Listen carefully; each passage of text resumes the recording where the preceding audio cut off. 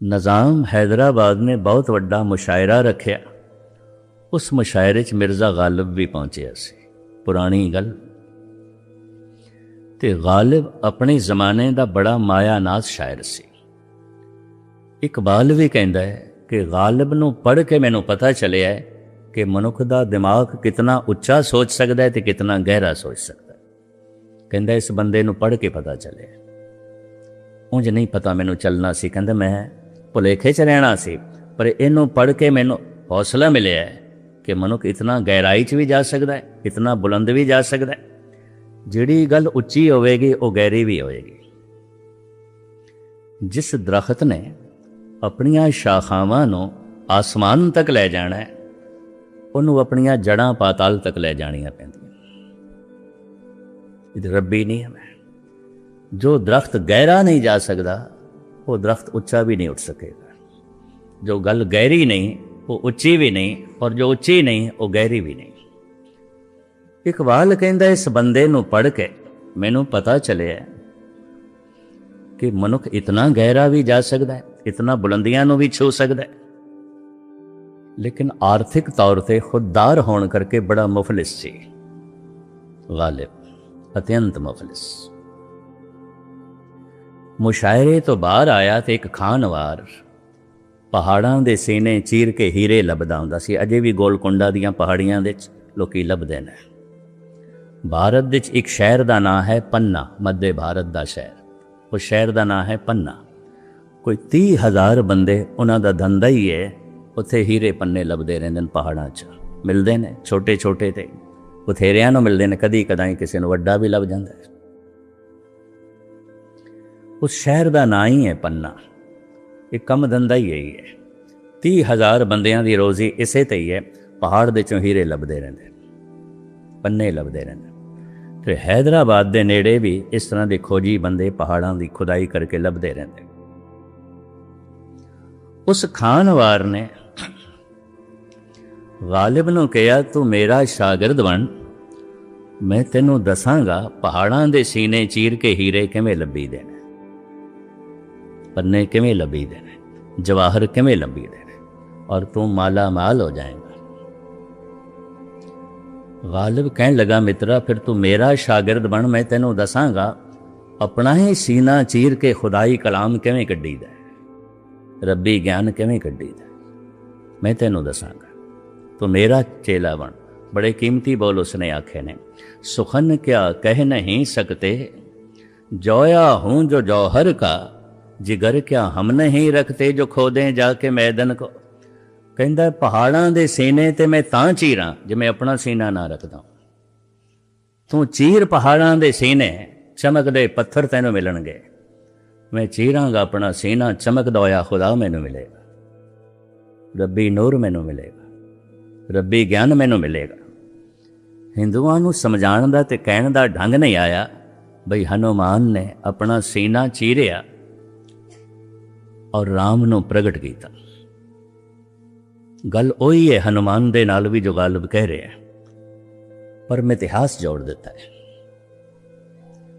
कहते ने प्रसन्न होके खुश होके सीता ने अपने गल चो मोतियां दी माला उतार के हनुमान नूं दे दी भी तू मदद बहुत की, सेवा बहुत की, ऐ लै। ताजपोशी दे समय जद राम दी ताजपोशी हो रही सी अयोध्या दे विच, ये बारों दो पत्थर चुक ले आया ते माला दा एक मोती कढ़ के ना पत्थर ते रख के तोड़दा है, फिर दूजा तोड़दा है, फिर तीजा तोड़दा है। सीता दी जबान चो निकलिया वानर है। बंदर नहीं सी जिन्हों जंगली मनुख असी कहते हैं, वन नर, जंगल दे च रहण वाला नर, शहर दे च रहण वाला नहीं, पिंड दे च रहण वाला नहीं। वानर वन दे च रहण वाला, वन दे च रहण वाला। वन नर जंगल दा आदमी, जंगल दे च रहण वाला। बंदर नहीं सी, मनुख सी। और इस तरह की उच्ची जिंदगी ते सोचनी किसी मनुख दे नाल ही उम्मीद जोड़ी जा सकती, बंदरां नाल नहीं। सीता ने कहा हनुमंत इतनी कीमती तेनों मैं माला दी, और ये माला राम नूं भी बड़ी प्यारी। उन्होंने तोहफा जान के मैनू दिती ते मैं तेरी सेवा ते खुश होके तैनू दिती। तू मेरे सामने इस माला दी दिती हुई सौगात दी तोहिन कर रहे हैं, तोड़ी जा रहे हैं, तोड़ी जा रहे हैं, क्यों? हनुमान कहते मैं राम देख रहे हैं, ये राम है कि नहीं। तो सीता कहती इतनी समझ होनी चाहिए है, जड़ चीज़ दे च राम नहीं आता। मोती जड़ ने, जड़ दे च राम नहीं आता, इतनी तो समझ होनी चाहिए। माला चुक के परे पवाई, कहने लगे जे च राम नहीं तो फिर मैं की करना। ऐ लो फिर। तो सीता भी पढ़ी लिखी सूझवान, कहने लगे हनुमंत इस शरीर जड़ है, पंजे दे पंजे तत्त जड़ ने, अग्नि जड़ है, पानी जड़ है, पृथ्वी जड़ है, आकाश जड़ है, पवन जड़ है, ते पंज तत्तां दा ये शरीर है, ते जिस दे च राम नहीं है तो कहंदा मैनू नहीं चाहिए, तो फिर शरीर क्यों रखे है, ये भी जड़ है, इनू क्यों चुकी फिरदा। वो थोड़ी रोस दे चाहिए भाई एक तो गलती की थी इसने, मैं इतनी कीमती सौगात दी इसने तोड़ी, ते उल्टा जिहड़ी गल कर रहा वो ना समझी दी है, ना समझी दी नहीं कर रहा सी। ये शरीर जड़ है, फिर ये क्यों रखे होया है। हनुमान कहंदा मां गल सुन, अगर शरीर दे च राम नहीं तो मैनू इस शरीर की भी लोड़ नहीं, मैं ये भी टुकड़े कर दें। कहंदे ने इतना जज्बियां नाल भरे है, ओदी रोम रोम जबान बन गई, हर रोम दे चो राम दी धुनी निकली। गुरुमुख रोम रोम हर ध्यावे। कई दफ़ा जज्बे इतने उमड़ते ने, प्यार अंदरों इतना उमड़ता है, उन्होंने एक निक्की जी जबान प्रगट करने दे असमर्थ हो जाती है। जैसे पिछे हड़ आ रहा हो पानी का, तो उन्होंने किधरे 1 इंच पाइप दे जो है लंघाइए, उसनों गुजारिए कित्थे, इन्ना पिछे हड़ आ रहे। जज्बियां दा हड़, भावनावां दा हड़, प्रेम दा हड़ जद उछल पैंदा है, ये जबान छोटी पै जाती है, एक एक रोम रसना बन जाती है। मैं ग्रंथां दे पढ़िया ऐसा सी, पर मेरी तर्क बुद्धि रही है, बचपन तो मैं मनदा नहीं सी, ऐसा मैं मनदा नहीं सी। पढ़िया मैं स्वामी राम तीरथ बारे भी सी, पढ़िया मैं संत बाबा अतर सिंह बारे भी सी। सेवादार रात नूं संत बाबा अतर सिंह दे कमरे चला गया इस वास्ते, कमरे चो आवाज़ आ रही सी वाहेगुरु वाहेगुरु। ते सेवादार ने सोचा बाबा जी ते सौ रहे ने, नींद च ने, कोई होर आदमी चला गया अंदर, वाहेगुरु वाहेगुरु जप रहा है, तो बाबा जी की नींद खराब करेगा, किसी होर जगह उसनों बैठना चाहिए। बई उन्होंने मैं कहा जे तू नाम जपना भी है तो बाहर आके बैठ, किसी होर कमरे च बैठ, जिथे बाबा जी सुते पैन उत्थे जपदा पै। और कमरे च की देखदा, कल्ले बाबा जी ने, और शरीर दे चों आवाज़ आ रही है वाहेगुरु वाहेगुरु। मुंह बंद से, एक एक रोम रसना बनी हुई सी, रोंगटे खड़े सन। अभ्यासियां कोल मैं सुनिया और ये भगत माल च पढ़िया, लेकिन विश्वास नहीं बजदा सी। फिर इन्हां अखां ने 1-2 पुरुष देखे ने, और अजे भी मौजूद, जिन्हां दी मैं ये दशा देखी, जिन्हां दी मैं ये हालत देखी। ऐसी हालत देख के सब तो पहले जो मैनू दिखाई दिता, अपनी भुल दिखाई दी, अपनी मूर्खता दिखाई दी। मैं कहा नहीं, ये जो बाणी कह रही है गुरुमुख रोम रोम हर रहा। गुरुमुख इतना जज्बियां नाल भर जाता है, इतनी भावनावां नाल भर जाता है, एक जबान छोटी पै जाती है, रोम रोम रसना बन जाती है। धन गुरु अर्जन देव जी महाराज ने एक थां ते फरियाद की है, कोट करन दीजे प्रभ स्वामी, हर जस सुनिए अबनासी राम। तू 2 कन दिते ने मैनू, इको ही थां मैं तेरा जस सुन सकदा। चारों पासे जिथे भी पुराण राही, कुरान राही, किसी भी संत दे कलाम राही, हे प्रभु तेरी सदा गूंज रही होवे, तेरे नाम की चर्चा हो रही होवे, मैं सुनना चाहना।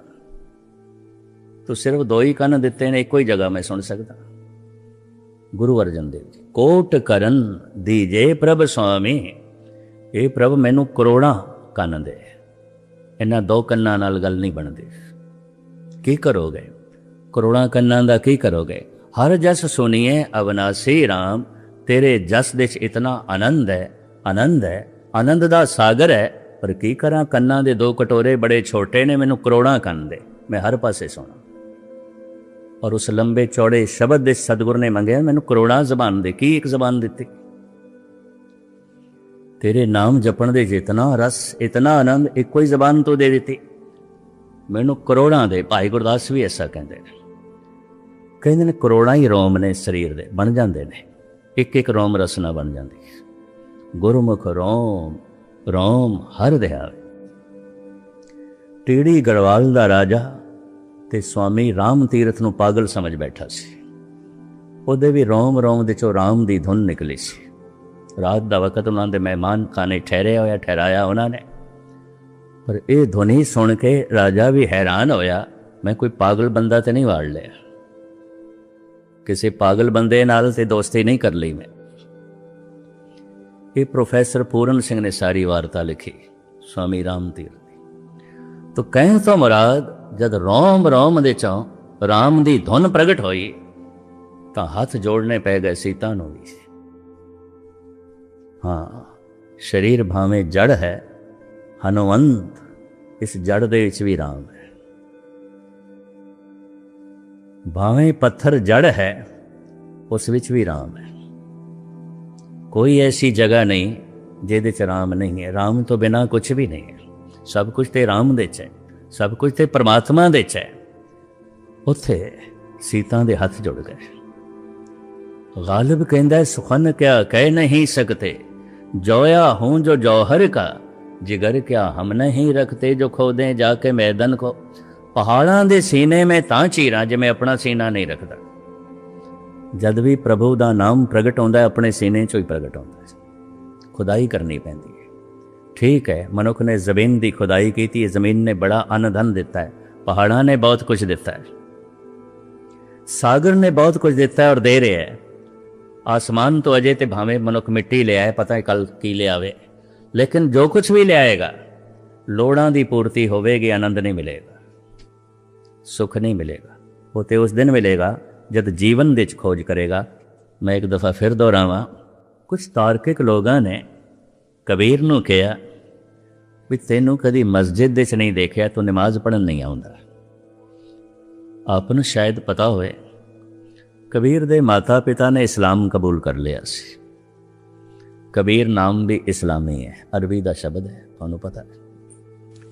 कबीर कबीर कौन है, यदी जानकारी सानू रविदास देंदे ने, नामदेव देंदे ने। जितने भगत बैठे ना गुरु ग्रंथ साहिब दे एक दूजे का जिक्र करते हैं।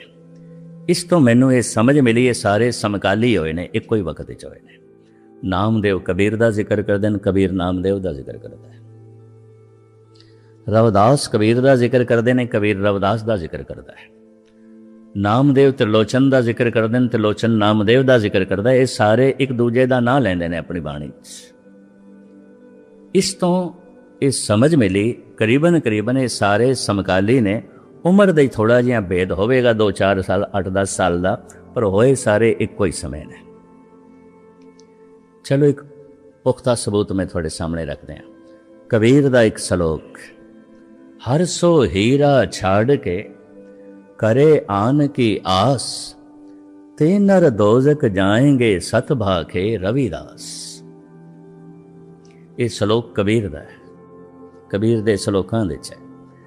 कबीर कह रहे ने, रविदास बिल्कुल ठीक कह रहे हैं, यदि गल मन लो, तस्दीक कर रहे हैं। कबीर रविदास दी हां दे च हां मिला रहे हैं। ते रविदास अपनी बाणी च कबीर का जिक्र करते, नामदेव कबीर त्रिलोचन सदना सैन तरे, कह रविदास सुनोरे संतो अर्जी ते सबे सरे। ये दोहां दे समकाली होने का सब तो वड्डा सबूत मिल गया। कबीर अपनी बाणी च रविदास का जिक्र करता है, रविदास अपनी बाणी च कबीर का जिक्र करता है। फिर रविदास ये दस दिन थानू पता है कबीर कौन है, ये कौन है? तो बड़ी कीमतियां पंक्तियां ने मैं थोड़े सामने रखा। जाके ईद बकरीद कुल गौ बद करे, मानिए शेख शहीद पीरा, जाके बाप ऐसी करी पूत ऐसी श्री तेहूं रे लोक प्रसिद्ध कबीरा। जिन्होंने ने कदी लड़ीवार धन गुरु ग्रंथ साहब जी महाराज की बाणी का पाठ किया होगा, उन्होंने सामने पंक्तियां आईयां होंगी। जाके ईद बकरीद कुल गऊ बध करे, जिहदे घर दे बकरीद मनाई जाती सी और उस दिन गऊ जबा की जाती सी। मानीए शेख शहीद भीरा, मज़ारां ते चदरां चढ़ाइयां जांदियां सन, शेरनियां वंडियां जांदियां सन। जाके बाप ऐसी करी, प्यो ते ही कुछ करदा सी, कबीर दा पिता ते ही कुछ करदा सी। जाके बाप ऐसी करी पूत ऐसी श्री तेहूं रे लोक प्रसिद्ध कबीरा। लेकिन पुत्र नहीं करदा, क्यों? पुत्र दे ऐलानिया ए बोल ने, ना हम हिंदू ना मुसलमान, अल्लाह राम के पिंड परान। ये भगत कबीर दे बोल। मैं हिंदू नहीं हाँ, मैं मुस्लिम भी नहीं हाँ। पंडित मूला जो लिख दिया, छाड़ चले हम किछो न लिया। मेरा धार्मिक रहबर पंडित नहीं है और मेरा धार्मिक रहबर मौलवी भी नहीं है। मैं इन्हां दे पिछे चलन वाला नहीं, क्योंकि मैं हिंदू नहीं मुसलमान नहीं। पर अल्लाह जपण दे मैनू कोई एतराज़ नहीं, राम राम कहण दे मैनू कोई हर्ज नहीं। अल्लाह राम के पिंड परान। ये शरीर ये प्राण अल्लाह दे ने, राम दे ने, पर मैं हिंदू मुस्लिम नहीं हाँ। तार्किक लोगों ने एक दिन कह दिता, कबीर तू कदे नमाज पढ़न नहीं आउंदा, खुदा दा ना लिया कर, बंदगी करया कर, तैनू कदी मस्जिद विच नहीं देखिया। पता है कबीर की कहंदे ने, देही महजिद मन मौलाना सहज नमाज गुजारे। साड़ी देही मस्जिद बन गई, साडा मन मौलवी बन गया। तुसीं 5 वक्त नमाज पढ़ते होवोगे, असीं हर वक्त पढ़ते हैं। साड़ी काया मस्जिद बन गई। भगत पीपा जी कहते कायो देवल कायो देवल, काहो जंगम जाति, काहो धूप दीप नहीं बेदा, काहो पूजो पाती। मेरी काया देवल बन गई है, देवता प्रगट हो गया। काया हरि मंदिर बन गई है। मंदिर दे इस वास्ते जाना है किसी दिन जिंदगी हरि मंदिर बन जाए। हरि मंदिर एवं शरीर है तिस विच सच्चे का वास। मस्जिद दे इस वास्ते जाना है किसी दिन जिंदगी खाना है खुदा बन जाए। गुरुद्वारे इस वास्ते जाना है कि दिन जीवन गुरु का रूप हो जाए तो गुरु मान नाल कह दे मेरा अपना ही रूप है। खालसा मेरो रूप है खास, खालसे मैं हों करो निवास। मंदिर मस्जिद किस वास्ते जाने हैं? परमात्मा याद आवे। पर यकीन जानो जिहदी जिंदगी हरि मंदिर हो जाए उन्होंने वेख के भी रब याद आंदा है। इस वास्ते असी अरदास दे शब्द ऐड किए हुए ने, सही संत गुरमुख प्यारे मेल, जिन्हां मिलिया तेरा नाम चेते आवे। जिन्हां दी जिंदगी हरि मंदिर हो गई, जिन्हां दा जीवन गुरु वर्गा हो गया और गुरु मान नाल कवे मेरा है, मेरा अपना ही रूप। गुरुद्वारे गया होया उस दिन सफल समझ लो जिस दिन मनुख गुरु का रूप हो जाता है। उस तो पहले नहीं, उस तो पहले रस्ते च है, अजे पहुंचे कोई नहीं। मंदिर गया होया उसे दा ही सफल जिहदी जिंदगी हरि मंदिर बन जाए। नमाज पढ़ी हुई उसे दी सफल जिहदी जिंदगी खाना है खुदा बन जाए। भगत कबीर इस तरह कहते हैं, देही महजिद, मेरी देही मस्जिद बन गई है। तो मुख्तसर मैं अर्ज करा, जिस दिन नौनिध नाम प्रगट हो जाता है काया हरि मंदिर बन जाती है। भगत पीपा जी यही कह रहे हैं, काया बहुखंड खोजते नौनिध पाई, ना कछ आए बो ना कछ जाए बो, राम की दुहाई। काया की खोज करदियां करदियां नौनिध वस्तु सानू प्राप्त हो गई। ते नौनिधियां की ने? नौनिध अमृत प्रभ का नाम, देही में इसका विश्राम। तो हुण मैं मूल नुकता थोड़े सामने रखा। खोजी बिरतियां ते मनुख कोल जन्म तो ही ने, इहदी अख खुलदी है तो कुछ लभदा है, कुछ तलाश कर रहा है। जीवन भर तलाश करता है मनुख। खोज खोज के जो लभे है उस नाल तृप्ति नहीं हुई, तो तृप्ति किवें होनी है इसका पता भी कोई नहीं। तृप्ति नूं रजेवा कहंदे ने, जो रज जाए राजा। हर मनुख राजा होना चाहता है। जो भुखा उन्होंने बुखारी कहते हैं, जो रज गया है राजा। राजे के अर्थ इन्ने ने। राजे के अर्थ हुक्मरान नहीं है। प्रभु जी तेरी दाती राजा, ये प्रभु तेरी दात नाल मैं रज सकदा। जो रज गया है, तृप्त हो गया है राजा। और जिस दे अंदर मंग चल ही रही है, भिखारी है, मंगता है। एक गाथा है, एक सूफी संत, ਉਹਨੂੰ किधरे पिंड ਦੇ ਵਸਨੀਕਾਂ ने कहा तू अकबर ਕੋਲ जा, ਸਾਡੇ ਪਿੰਡ ਦੇ ਵਿੱਚ ਮਦਰਸਾ नहीं है, ਸਕੂਲ नहीं है, ਤੇ तेरा मान सन्मान बड़ा है, तेरे कहण ਨਾਲ अकबर ने ਸਾਡੇ ਪਿੰਡ ਦੇ ਵਿੱਚ ਮਦਰਸਾ ਬਣਾ ਦੇਣਾ ਹੈ, ਬੱਚਿਆਂ ਦੀ ਪੜ੍ਹਾਈ ਦਾ ਸਾਧਨ ਹੋ ਜਾਣਾ ਹੈ, ਤੂੰ ਜਾ। ਇਹ ਫਕੀਰ ਸੁਤੇ ਸੇ ਸਵੇਰੇ ਪਹੁੰਚ ਗਿਆ, और उदों अकबर दुआ दे सी और कह रहा सी, हे खुदावन ताला तू मेरा राज पाठ होर वधा, मेरे खजाने होर भर, मैनू ताकत होर दे, मैं विश्व जेतू बना। इस तरह वो मंग रहा सी। फकीर कहता है मैं तो राजे को लाया सी ते बुलेखे नाल मंगते को ला गए, ये आप पे मंगता है, ये आप मंग रहे हैं। जो वापस होया अकबर नूं भी महसूस होया कोई आया है पिछे और मुड़ रहा है। देखिया पिछे महान सूफी संत हज़रत निज़ामुद्दीन दा चेला।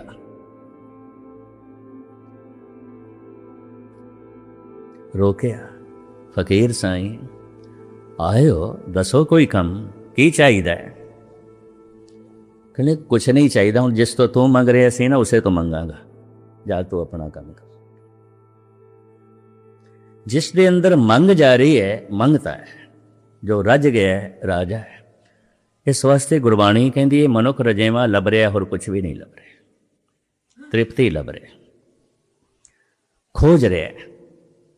सब तो पहले मनुख ने खोज का कम जमीन तो शुरू किया। जमीन ने अन्न दिता है, धन दिता है, तरह तरह की मैदनियात झोली दे पाई है। जमीन अजे भी बहुत कुछ दे रही है, लेकिन मनुख रजेया नहीं है, नहीं तृप्त होया।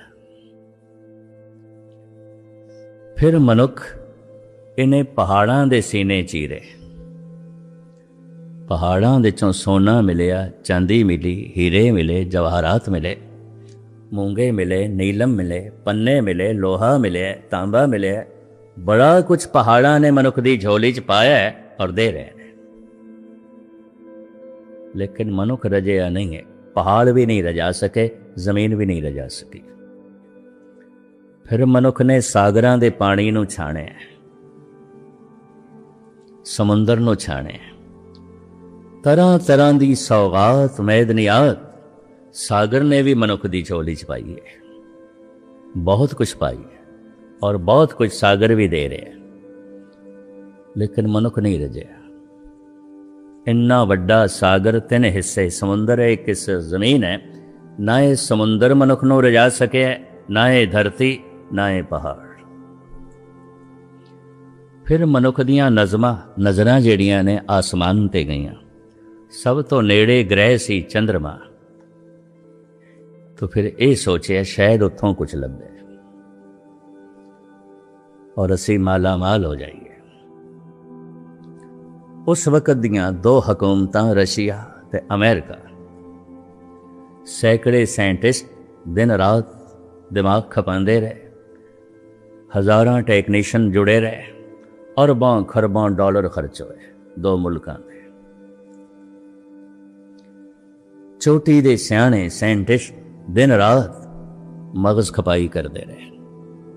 कितने इंजीनियर, कितने टेक्नीशियन, कितनी लेबर दिन रात लगी रही। अरबां खरबां डॉलर 2 मुल्कां दे खर्च होए, तां किधरे मनुख एक दिन चंद्रमा ते पहुंचण दे सफल होया। जिस दिन मनुख दे पैर चंद ते टिके सन, सारी दुनिया दे हुलास दी लहर दौड़ गई सी। दुनिया बहुत खुश, मनुख चंद ते पहुंच गया, चंद्रमा ते पहुंच गया। उन्हां दिनां दे एक महान उर्दू का माया नाज शायर जिंदा सी, जिगर मुरादाबादी, हुण ते नहीं है। उहदी जबान चो एक बोल निकलिया, आसमानों की तमन्ना करने वाले जमीन भी हाथ से जाती रहेगी। तू चंद्रमा ते रहने की कोशिश कर रहे हैं, तेनों ते जमीन दे उत्ते भी रहने की जाच नहीं आई। जिहो जिहां दा नरक तू जमीन ते बनाया है, उह जिहां दा नरक तू आसमान ते बनाएगा। और की करेंगा? उत्थे भी वितकरे ले जाएगा, उत्थे भी खून खराबे ले जाएंगे, उत्थे भी तू अपना हंकार ले जाएगा, उत्थे भी तू जात पात दे झगड़े ले जाएगा, उत्थे भी फोका हंकार ले जाएगा। चंद्रमा की धरती नूं भी खून नाल रंगेगा। और की करेंगा? आसमानों की तमन्ना करने वाले जमीन भी हाथ से जाती रहेगी। भावें अरबां खरबां डॉलर खर्च होए, भावें कई साल मेहनत होई, ते सियाणियां साणियां ने सिर खपाया, पर लियाए उथों की मुट्ठी भर रेत ही लियाए, और कुछ नहीं। वो मैं रेत देखी है, ह्यूस्टन दे पई सी साइंस म्यूजियम दे, मैं देख के दंग रह गया। मैं कहा हद हो गई, इसे ते अरबां खरबां डॉलर खर्च कीते, ऐ मुट्ठी भर रेत लियांदी। ये भारत देश भी और रेत दिखाने वास्ते ले आए सन। प्रगति मैदान दे एक महीना पई रही सी, लोकी लैन ला के वेखदे सन, बड़ी लंबी लैन, चंद्रमा की मिट्टी। मैं कहा हद हो गई, इन्ना खर्च, इतनी मेहनत, लियांदी मुट्ठी भर रेत मिट्टी। हुण मनुख दियां निगाहां मंगल ते ने, शनि ते अगे ने। चंद्रमा तो कुछ नहीं मिलिया, शायद अगों कुछ मिले, तो होर अगे जाने की कोशिश पे करते हैं।